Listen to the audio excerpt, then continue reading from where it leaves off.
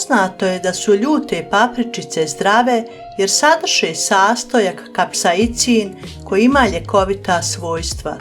Ukoliko patite od neurologije, reume, slabe cirkulacije i bolova u zglobovima, a ne želite da krenete sa farmaceutskom terapijom, za vas donosim jednostavni recept za ulje od ljutih papričica, koje će vam pomoći kod ovih zdravstvenih tegoba.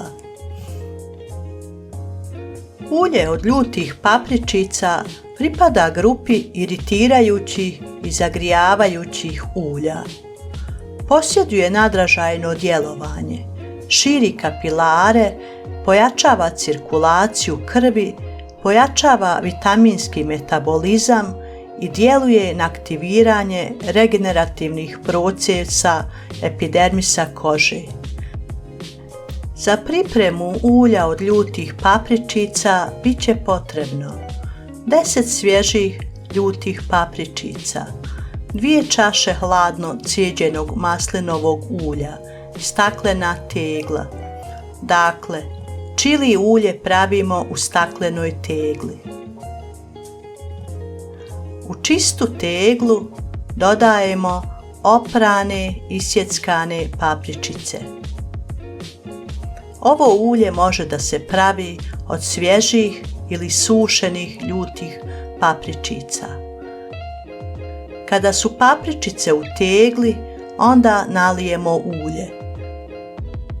Za ljute papričice u ulju koristimo hladno maslinovo ulje, mada može i neko drugo. Zaklopite i čuvajte na tamnom mjestu.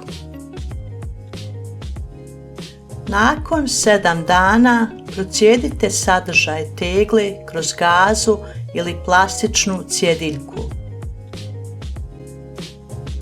Iskorišćenu smjesu od paprike možete ostaviti u frižider i koristiti kao dodatak jelima. Ulje se primjenjuje tako što se utrlja na oboljelo mjesto.